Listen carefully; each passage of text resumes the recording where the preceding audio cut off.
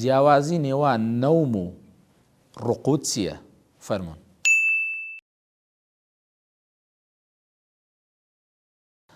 بسم الله الرحمن الرحيم الحمد لله والصلاة والسلام على رسول الله وعلى آله وصحبه ومن والاه. خۆشەویستان، دوو شەیترمان هەیە لە قورئانی پیرۆزدا کە لە واتادا لێک نزیکن، ئەویش وشەی نەوم و وشەی ڕەقاد یاخود ڕقوود، واتە ئەویش بە مانای نووستن دێتن. هەردوو کەلیمە هەردوو وشە بە مانای نووستن دێتن، بەڵام جیاوازیان هەیە لە قورئانی پیرۆزدا.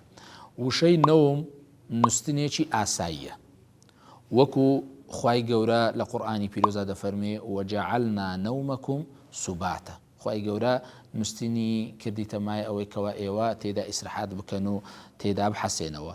یاخود لە ئاەتێکی دیکەدا خوای گەورە دەفەرمێ لا تەأخوذه سینەة ولا نەوم.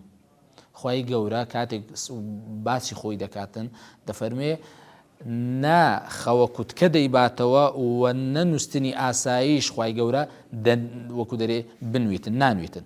جا وشەی نەوم واتە نووستنێکی ئاسایی، بەڵام ڕقوود نووستنە بەڵام لیفترەتین طەویلە، لە بۆ ماوەیەکی زۆر. لۆیش خوای گەورە کاتێک باسی ئەصحاب الکەهف دەکات دەفەرمێت چێ وتەحسەبهم ئەیقاظا وهم ڕقوود، وات تێدەگەیشتن کەوە کاتێک کە سەیرت دەکردن وات هەستت دەکردکەوە زیندونە ئەیقاظن بەخەبەرن، بەڵام وهم ڕقوود ئەوانە وەکو دەرێ نووستونە بەڵام لە مێژیشە لەو ماوەیەکی زۆر.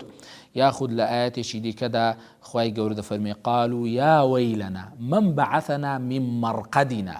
مەرقەد ئیسم مەکانی ڕقودیە، یعنی کەواتە چێ ئەو پرسیار دەکا ئایا چێ ئێمەی لە مەرقەد و لەو شوێنانێکەوە ئێمە چەندەها ساڵە تێیدا نێژراینا، ئێمەی تێدا زیندوو کردەوە و ئێمەی دووبارە ژیانی بەبەرداکردینەوە. جا کەواتە وشەی ڕقوود نووستنێکی ماوە درێژە، نەوم نووستنێکی ئاساییە.